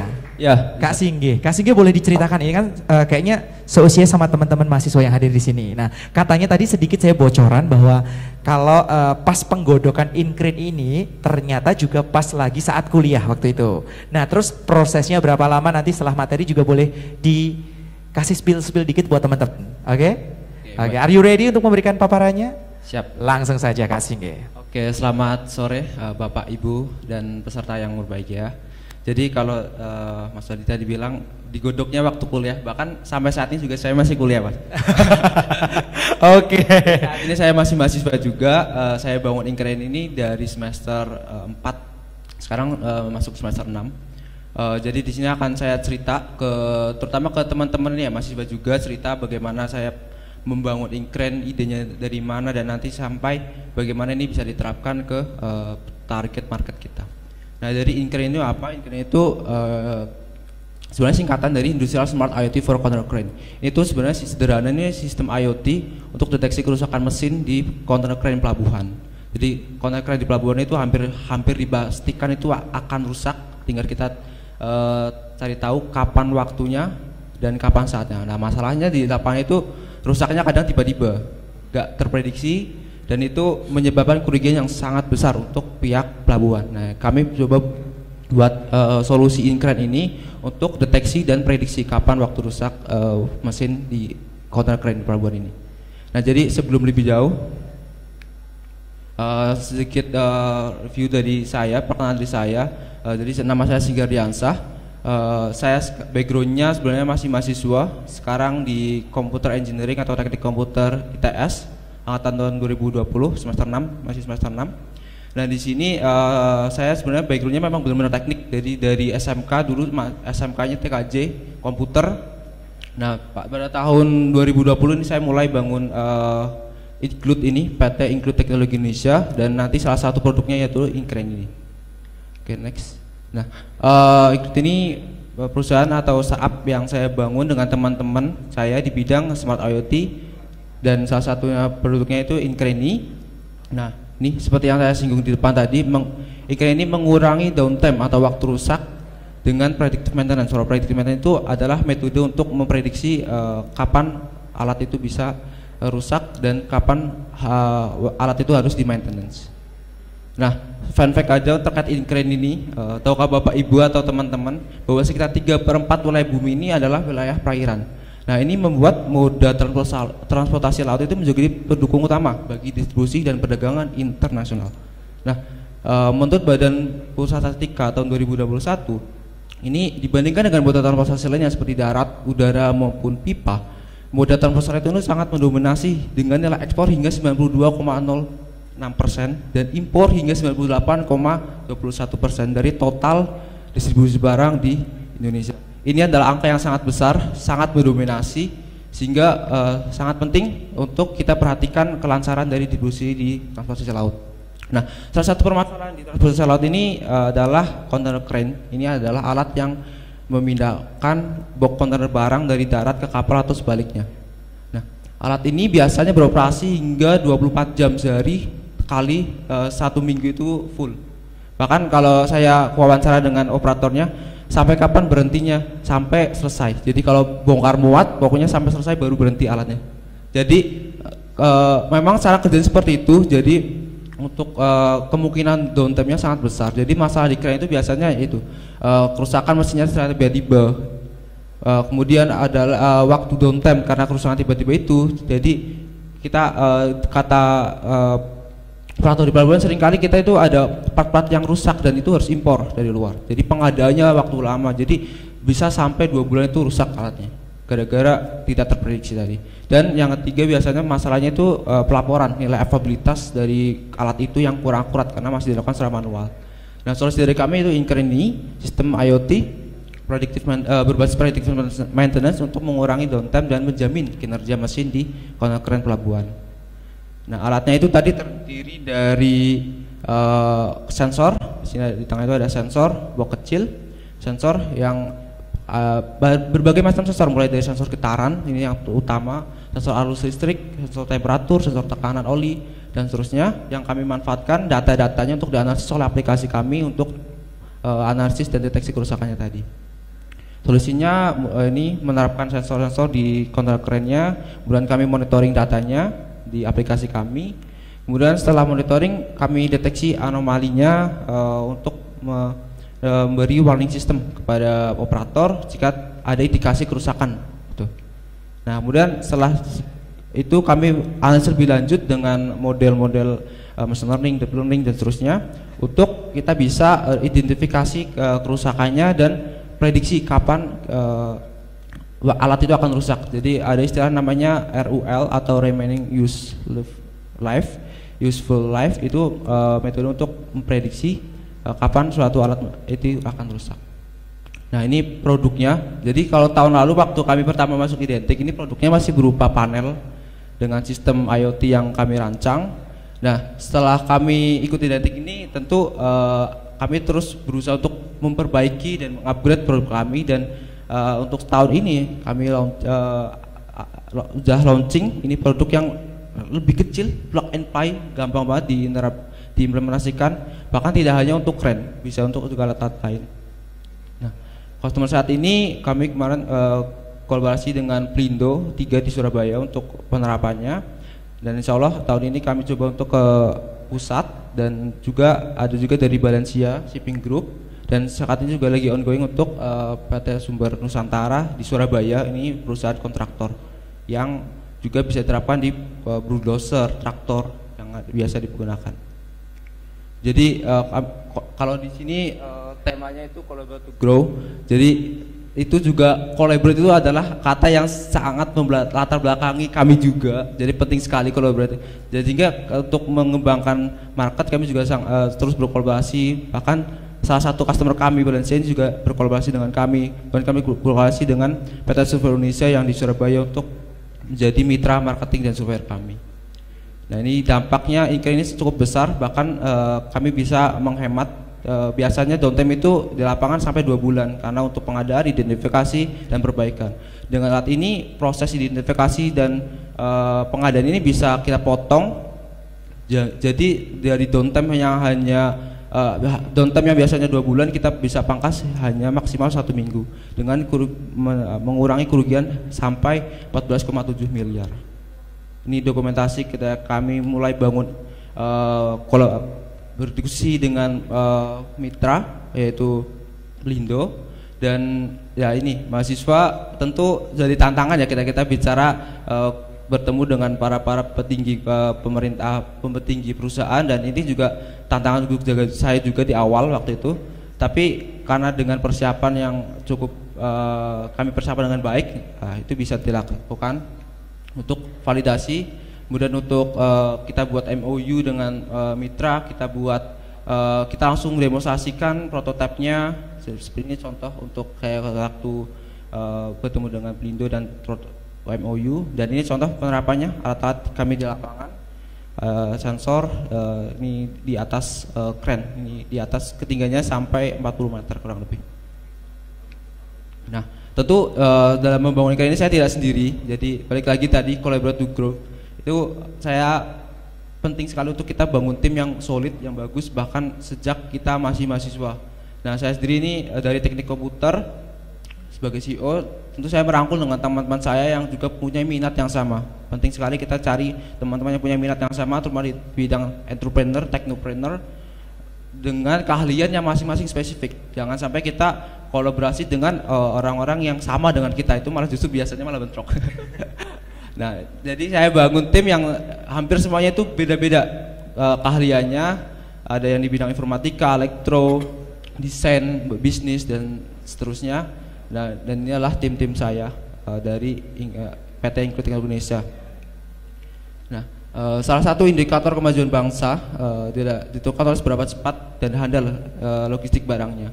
Dengan penerapan predictive maintenance pada kren, kami harap Include hadir untuk bisa menjamin kelancaran logistik moda transportasi laut di Indonesia. Sekian dari saya, kurang lebihnya mohon. Wassalamualaikum warahmatullahi wabarakatuh. Boleh kita berikan tepuk tangan untuk Kak Singgi. Nah, Luar biasa paparannya Kak Singgih, dan boleh diceritakan juga nih pengalamannya. Waktu dulu godok Ingrain itu akhirnya didaftarkan ke Identik 2022. Ya.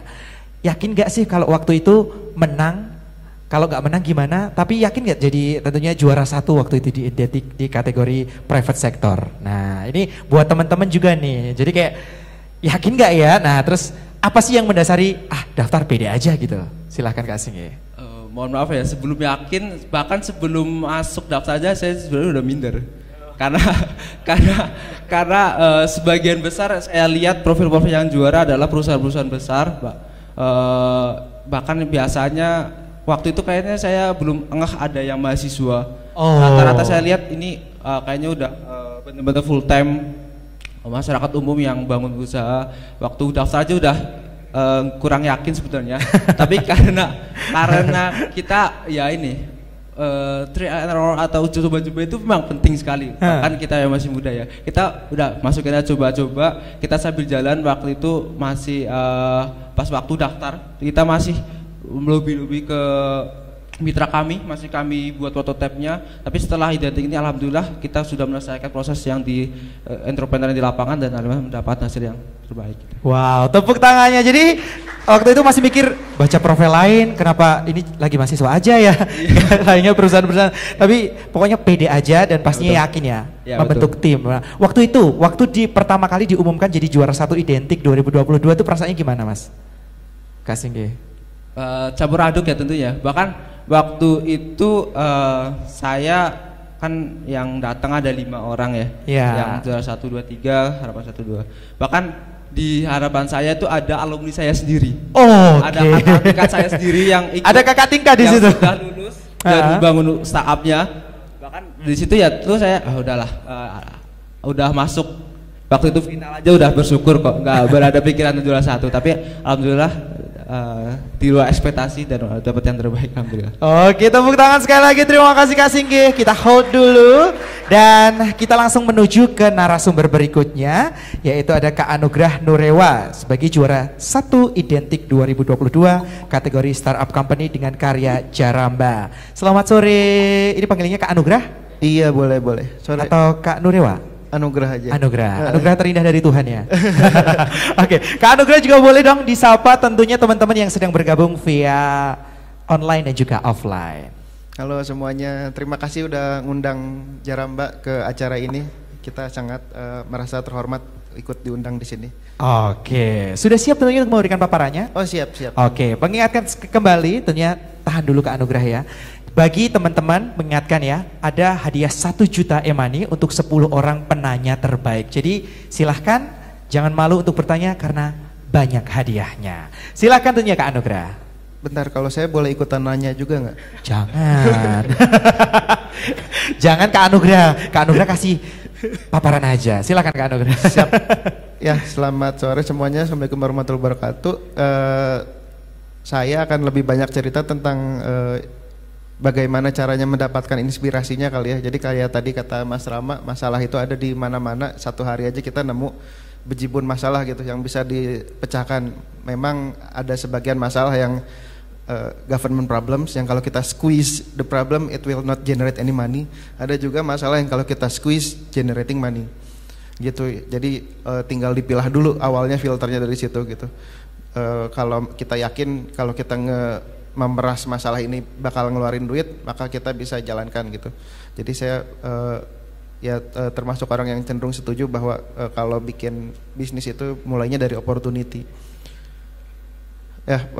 Saya ceritain dulu kali ya situasi sekarang. Jadi sekarang itu kita sangat familiar dengan yang namanya mobil gitu. Kita sangat ketergantungan, kita kemana-mana pakai itu. Kalaupun kita belum punya, kita pasti at some point kita akan membutuhkannya atau kita memimpikannya ingin mempunyai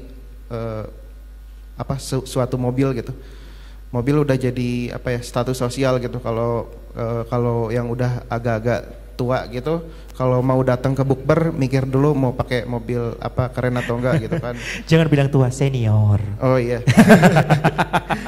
Oke. Kalau mau ke kawinan gitu kan pakai mobil yang mana gitu. Jadi kayak udah status sosial, udah melebihi fungsinya sebagai merly untuk nganterin orang dari titik A ke titik B gitu. Padahal saat semua orang berpikiran hal yang sama, kita semua tahu akibatnya ya, jadinya macet gitu. Karena di jalanan semua orang pakai mobil, semua orang mikir hal yang sama. Untuk saya mencapai suatu tempat, saya harus menggunakan mobil, dikali 20 juta orang yang mikir hal yang sama gitu. Jadi jadi jalanan isinya mobil doang gitu. Nah, mungkin familiar ya dengan gambar ini. Jadi untuk memindahkan manusia 50 orang itu space yang dibutuhkan seperti apa. Jadi kalau jalan kaki butuh space-nya sedikit banget. Kalau dimasukin ke dalam bis untuk ngangkut 50 orang cuma butuh 1 bis. Kalau sepeda ya kira-kira lebih gede dikit dari bis lah. Tapi saat 50 orang ini pakai mobil, jalanannya langsung jadi penuh gitu. AKA macet. Macet itu kan jalanannya penuh, volumenya tinggi gitu kan. Nah ini sebenarnya terjadi di semua jenis mobil, mau mobil biasa, mau car hailing atau taksi, mau mobil listrik, mau mobil otonomus sama aja. Kalau selama itu adalah mobil dan dipakai untuk 1 orang saja, maka jalanan jadi penuh gitu kan. Nah padahal kalau kita bertanya lagi sebenarnya situasi seperti apa sih yang kita inginkan gitu. Kalau kita lihat di peradaban yang lebih maju gitu, di mana orang-orangnya kemana-mana naik public transport kan terasa lebih damai gitu ya. Kayak ini ada orang bawa bayi pakai stroller bisa naik tram, ada nenek-nenek nyebrang kayak yang kalem aja gitu, dia nyebrangnya gitu ya, kayak bahagia gitu. Nah seperti kata Gustavo Petro gitu, salah satu wali kota Bogota yang paling sukses di sejarah Bogota, dia bilang a developed country is not a place where the poor have cars, it's where the rich use public transportation. Jadi kalau ingin dengan cepat ngejudge seberapa maju suatu peradaban atau suatu kota atau suatu negara, kita bukan ngejudge dari orang miskinnya bisa beli mobil, bukan dari situ, tapi dari orang kayanya aja naik public transport, itu berarti peradabannya udah maju gitu.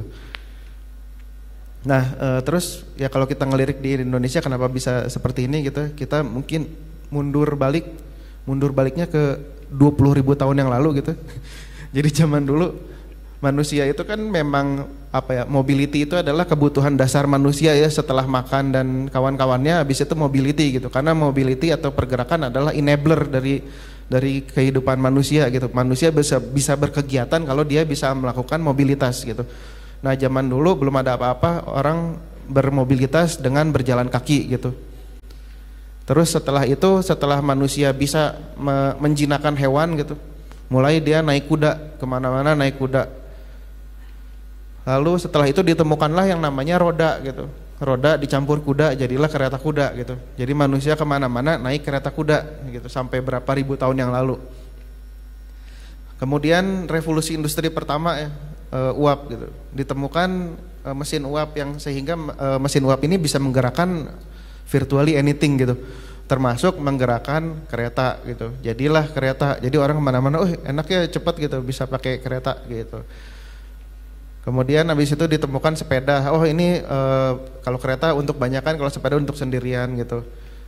Nah, habis itu ditemukanlah mobil di tahun 1900 lah, kira-kira 130-an tahun yang lalu. Ini cukup revolusioner gitu ya di zamannya, kayak keren banget gitu, kayak lebih kencang dari kuda, bisa ngangkut lebih banyak orang daripada sepeda gitu. Dan kayak yang keren aja gitu. Ini kayak alat ajaib gitu. Semua orang jadi tergila-gila pada mobil gitu. Jadi kalau sebelum ada mobil itu jalanan itu lebih lively ya. Orang bisa menggunakan jalanan untuk aneka kegiatan gitu ya. Sampai ada orang ujug-ujug main piano dan dansa gitu di jalan. Nah sejak ada mobil mulai jamak yang namanya kecelakaan gitu. Jadi kalau zaman dulu kan kayak kuda sama kuda kayak less likely bisa tabrakan gitu kan. Tapi kalau ada mobil sama mobil mungkin banget tabrakan gitu kan. Nah dikenallah yang namanya kecelakaan itu sebenarnya sejak adanya mobil gitu. Terus gimana gitu. Nah kalau di Indonesia sendiri kita punya solusi bottom up ya. Solusi yang community based, namanya angkot gitu. Zaman dulu angkot sangat populer gitu. Karena memang muncul dari kebutuhan masyarakat di 40 tahun yang lalu. Jadi tahun 80-an orang-orang manusia semakin banyak, terus bingung mikirin, saya harus mengakses pasar gimana caranya ya yang lebih efektif gitu. Udah mulai agak sibuk gitu. Akhirnya dari kantong-kantong komunitas atau kantong-kantong warga muncullah inisiatif untuk ngebikin so-called angkot gitu dengan jurusan yang sesuai dengan demografi pada saat itu. Misalnya orang-orang orang-orang Antapani dia sukanya belanja ke Ciroyom, muncullah angkot Antapani Ciroyom gitu di tahun 80-an yang masih ada sampai sekarang dan gak direvisi gitu semua jurusannya kan. Nah angkot juga jadi melting pot untuk culture gitu ya, ada orang ketemu calon istrinya di angkot, atau kita ketemu copet, atau kita apalah gitu, apapun bisa terjadi gitu di angkot, mulai dari hal yang paling keren, paling indah sampai hal yang paling enggak banget gitu. Saking semua orang mengandalkan angkotnya gitu. Tapi zaman sekarang angkot kok gitu ya. Ya nyebelin banget gitu. Kita kalau ngeliat angkot tuh kayak muak banget gitu. Kayak apaan sih gitu. Kita nyetir di belakang angkot kesel. Kita naik di dalam angkotnya ini enggak maju-maju gitu. Kayak menyebalkan banget gitu angkot ini, jadi musuh semua orang gitu, termasuk musuh saya sendiri sih. Nah, padahal angkot itu adalah dia itu sangat dalam gitu, dia muncul dari kebutuhan masyarakat, bottom up gitu ya, bukan dari pemerintah yang menyediakan angkot, tapi dari masyarakat dulu yang butuh angkot. Terus habis itu angkot itu satu-satunya public transport yang pendapatan si supirnya itu dari pendapatannya, dari ongkosnya langsung gitu. Ongkos yang dibayarkan penumpang itu adalah pendapatannya dia gitu. Nah disitulah problemnya dimulai gitu kan, karena kalau di luar negeri itu atau di public transport yang lebih ideal itu kayak di Transjakarta dan teman bus misalnya, itu kan supirnya digaji gitu kan, gitu. Itu memang yang ideal seperti itu gitu. Tapi kalau supir angkot itu, setiap supir angkot adalah entrepreneur gitu. Dia mencari uang dan mengandalkan uangnya dari setiap penumpang. Itulah kenapa kalau angkotnya kosong dia marah-marah gitu, karena dia aral gitu, bahasa Indonesia, dia kesel gitu, dia nggak enak perasaan gitu. Apa sih ini, seharian belum ada duit gitu, habis buat bensin doang gitu. Nah, omong-omong tagline-nya acara ini, collaborate to grow stronger. Nah, untuk memecahkan masalah transportasi ini kita juga harus kolaborasi ya. Cuma kalau di case-nya kita bukan collaborate to grow, tapi lebih ke collaborate to solve this particular problem gitu. Karena masalah ini sangat kompleks yang nggak mungkin ada satu pihak yang bisa jadi superhero menyelamatkan lalu lintas gitu. Itu hal yang tidak mungkin. Jadi kita harus bekerja sama, menyusun puzzle-puzzlenya sehingga terbentuk suatu ekosistem transportasi yang baik. Nah kalau kita belajar dari contohnya di negara yang lebih maju, itu ada namanya MaaS, Mobility as a Service. Nah disinilah opportunity dimulai. Jadi dari masalah-masalah tadi kita ngelihat bahwa sebenarnya di luar udah ada kok namanya MaaS gitu. Jadi MaaS ini adalah gimana caranya semua layanan public transport disatukan ke dalam satu digital platform gitu. Jadi ini bisa nolongin pemerintah kota juga. Jadi kalau misalnya public transportnya, servisnya masih belum optimal, dengan adanya MaaS platform itu bisa ditingkatkan gitu. Nah pertanyaannya MaaS platform seperti apa yang dibutuhin sama Indonesia gitu. Nah jadi ya pendekatan kita ya kita mulai dari sesimpel semua layanan public transport yang ada sebisa mungkin kita masukin ke Jaramba, minimal informasinya dulu gitu. Itu menyesuaikan sama kemampuan kapital kita lah gitu. Kalau untuk sekarang kita bisanya baru informasi dulu gitu.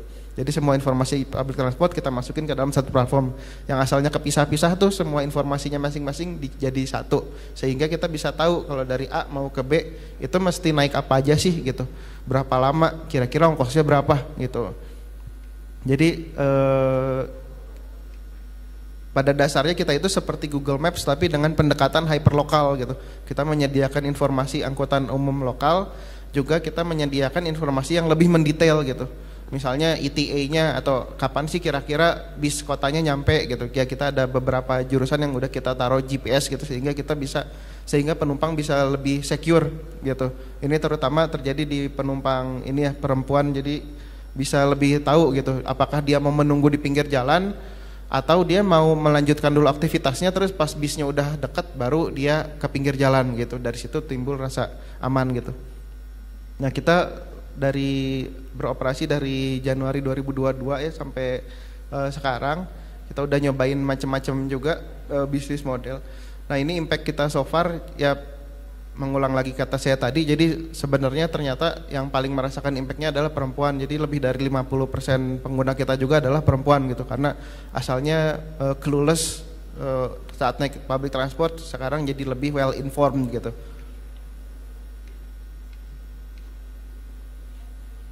Iya, sekarang cerita tentang pengalaman di Identik sedikit kali ya. Jadi Ya. sebenarnya dulu waktu belum bikin Jaramba, saya pernah ikutan waktu namanya masih Inaikta.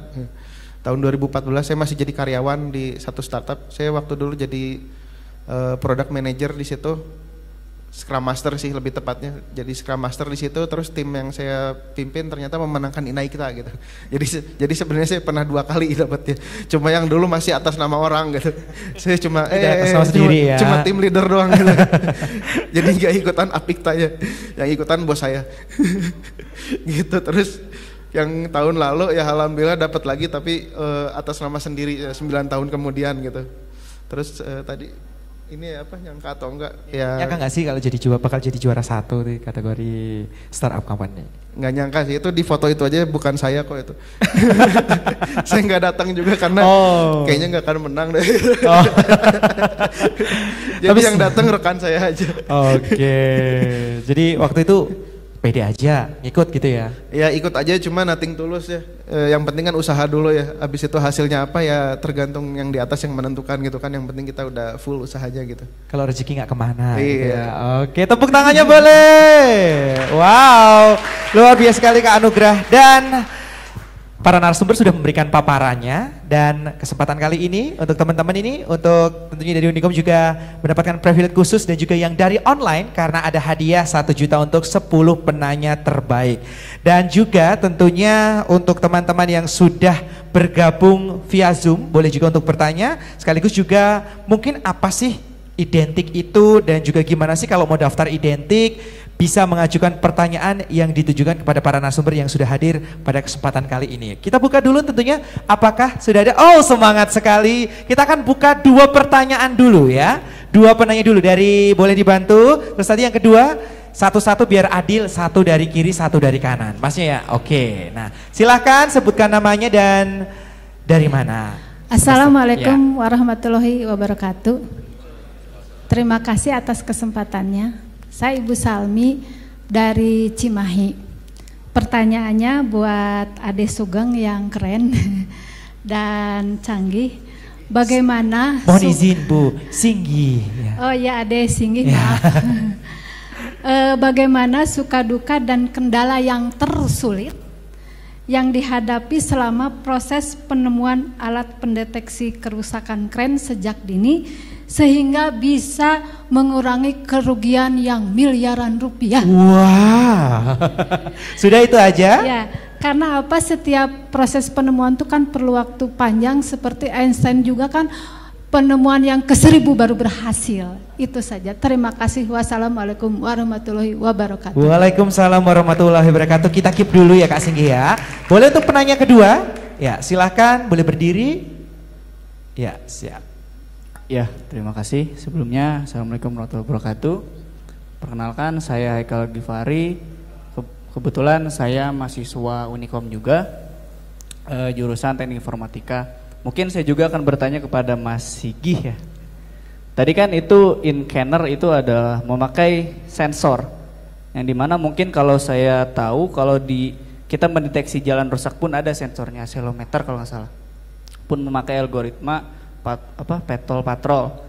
Nah, dan juga saya pernah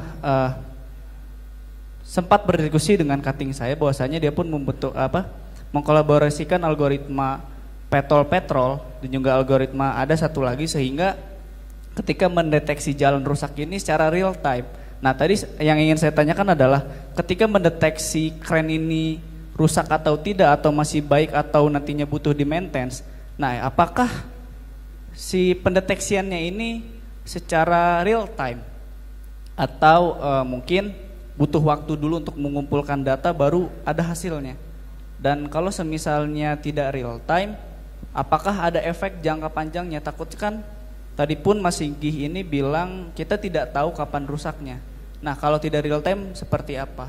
Mungkin seperti itu sih Kak. Terima kasih sebelumnya. Assalamualaikum warahmatullahi wabarakatuh. Waalaikumsalam warahmatullahi wabarakatuh. Kita boleh berikan tepuk tangan untuk para penanya yang luar biasa. Kak Singgih, inilah jawab suka duka dan juga pertanyaan terakhir dari kakak yang pakai topi hitam. Silakan Kak Singgih. Oke, pertama terkait suka duka ya.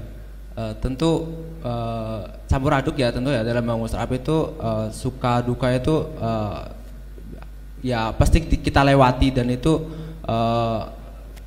tantangan juga untuk kita, apalagi saya sebagai mahasiswa gitu. Nah, tapi kalau ditanya tantangannya terus itu apa? Sebenarnya tantangan terus itu adalah bagaimana kita manajemen diri kita sendiri. Sebelum kita bicara tentang teknis, sebelum kita bicara tentang tim itu, alangkah baiknya kita perbaiki dulu diri pribadi dulu, diri sendiri dulu. Apakah kita sudah benar? Apakah kita sudah sesuai dengan komitmen kita? Kalau ada istilah, kalau saya itu pegang namanya 3K, komitmen, konsisten, continue. Kita pertama kalau udah pengen sesuatu komitmen, kita harus konsisten menjalankannya dan continue setelah terus menerus. Kalau ditanya Incrane itu lahir prosesnya seperti apa? Nah itu sebenarnya kalau sebelum identik itu kita tuh udah mulai 1 tahun sebelumnya kita udah menemukan masalah itu. Berawal dari ada kita ngerjain project lain dan klien kita itu ada curhat juga masalah tentang kerennya ini. Nah, keren di pelabuhan. Nah, baru kita tahun sebelumnya itu kita udah mulai riset, udah mulai validasi masalahnya seperti apa, metode yang nanti diterapkan seperti apa. Termasuk kita langsung kita kalau validasi hanya riset dari mungkin kita searching tanya dosen itu kan kurang valid ya, atau mungkin belum lengkap lah. Nah, untuk lebih baiknya kita waktu itu juga langsung datang ke pelabuhan, langsung tanya, kita minta izin, tanya, wawancara ke pihak-pihak yang ada di lapangan sehingga kita bisa menciptakan Incrane ini dengan semestinya. Seperti itu, Mbak. Oke, sudah terjawab ya, Kak? Oke, selanjutnya untuk pertanyaan yang kedua tadi. Oke, pertanyaan yang kedua tentang deteksi kerusakan juga ya. Apakah itu real time ataukah tidak? Kalau di Inka ini sekarang sudah real time, tapi untuk tahun lalu belum. Jadi untuk sekarang ini sudah real time. Kalau ditanya bagaimana pengaruhnya dengan data yang diolah langsung atau bagaimana apakah data itu harus dikumpulkan dulu atau tidak. Nah, kalau yang sudah saya buat itu kita itu pakai dataset yang sudah ada, pakai model-model yang sudah ada yang udah diriset oleh pihak-pihak lain gitu. Bahkan itu datanya bisa puluhan giga gitu. Kita proses dari data itu kita buat modelnya. Jadi pakai model yang sudah ada, baru kita implementasikan ke data yang baru yang masuk dari sensor kita seperti itu. Jadi dari situ kita baru bisa buat proses real time-nya tadi seperti itu. Oke, sudah terjawab semoga ya dari Kak Singgih, dan tentunya nanti untuk penanya akan dihubungi oleh teman-teman.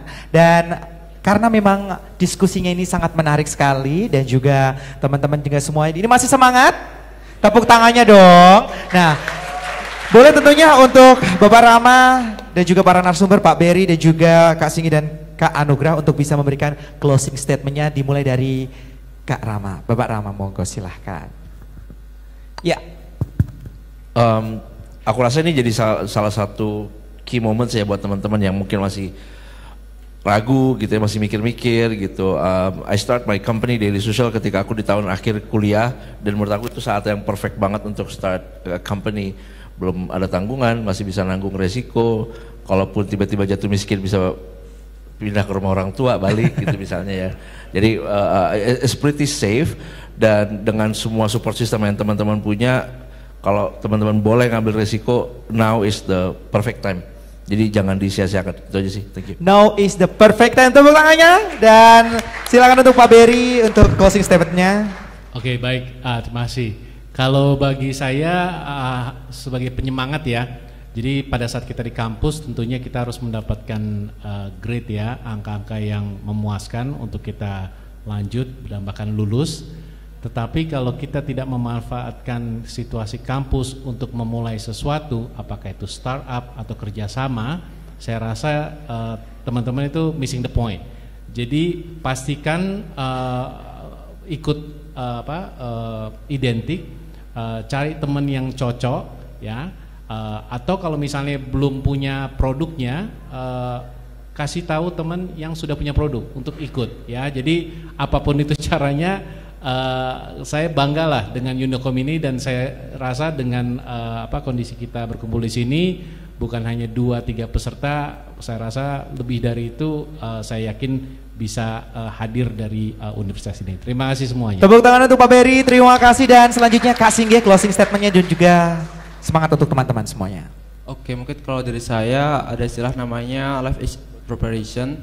terutama ini untuk mahasiswa. Hidup itu adalah tentang persiapan. Jadi kalau kalian emang tertarik di bidang entrepreneur, technopreneur, saat ini juga kalian harus persiapkan, mulai cari mentor, cari teman, partner, cari ide sebanyak-banyaknya, tidak terbatas oleh bidang kalian juga, bisa explore yang lain juga, dan itu yang membuat saya yakin kalian bisa berkembang. Ada istilah juga, lingkungan itu lebih penting daripada motivasi. Jadi kalian harus cari lingkungan yang tepat untuk bisa berkembang.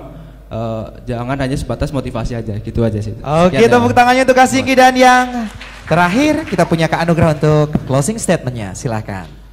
Iya, sekarang mumpung masih kuliah, ini saat yang sangat tepat ya, karena kalian berkumpul di tempat di mana-mana, beragam jenis orang dari macam-macam demografi berkumpul. Itu artinya kalian bisa dengan sangat mudahnya melakukan market validation. Jadi manfaatin masa-masa kuliah ini untuk beriterasi ide apa, karena bisa langsung dites gitu ke teman-temannya gitu. Di grup WhatsApp aja pasti banyak banget kan orangnya gitu, dan macam-macam gitu aja. Oke, sekali lagi tepuk tangan untuk para narasumber yang luar biasa.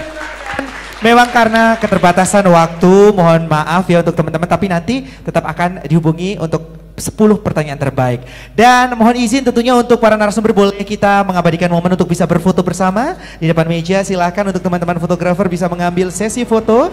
Ya, inilah dia Roadshow Identik 2023, Collaborate to Grow Stronger. Bose kasih gaya bebasnya, yes, untuk Indonesia pasti. Terima kasih dan mohon izin untuk para narasumber boleh turun, dan kami haturkan untuk tamu VIP boleh bergabung berfoto, ya, disilahkan. Ya, stop di sini para narasumber. Untuk tamu-tamu VIP dipersilahkan untuk kami haturkan Pak Boni, Prof Eko, Prof Yudo, dan juga tamu-tamu istimewa lainnya. Ya, kita masih menghadap ke sana semua. Ya, mohon izin menghadap langsung bareng-bareng. Boleh langsung bareng-bareng. Baiklah, kita akan langsung bareng-bareng saja untuk lihat berfoto bersama. Kita akan hitung. Oke, teman-teman fotografer boleh agak bapak-bapak ya. Peserta boleh berdiri, mana semangatnya? Unicom. Yes, lihat ke kamera, berikan senyuman terbaik Anda. Kasih jempolnya gaya bebas. Kita akan coba tentunya Unicom. Ulangi deh, Unicom Identik 2023, Collaborate to Grow Stronger.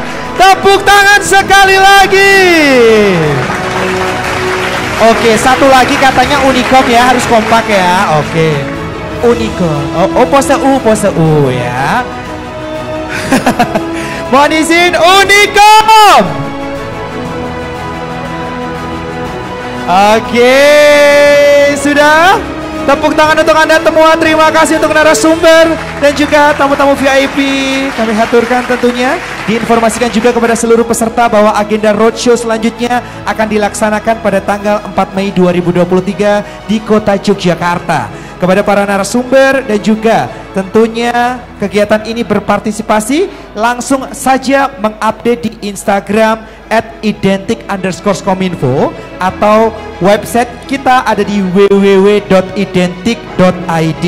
Tidak lupa juga kami ingatkan kepada para peserta yang telah memiliki karya dan ingin mendaftar sebagai peserta Identik 2023, silahkan mengunjungi langsung website resminya di www.identik.id atau bisa menghubungi panitia Identik, ada Kak Jaka di nomor 082 317 283 753. Dan juga terima kasih sekali lagi tentunya untuk Unicom dan juga Identik 2023. Untuk e-sertifikat peserta offline kegiatan hari ini dapat diunduh melalui link yang sudah disediakan di meja registrasi. Dan untuk peserta online akan disampaikan melalui chat kolom Zoom. Info juga kepada teman-teman untuk berbuka puasa ada di lantai 16 dengan menunjukkan bukti e-sertifikat yang telah di-download. Dan tentunya semoga acara hari ini bisa membawa manfaat baik untuk kita semua, tentunya khususnya untuk Indonesia. Sampai berjumpa di roadshow identik berikutnya. Terima kasih. Wassalamualaikum warahmatullahi wabarakatuh.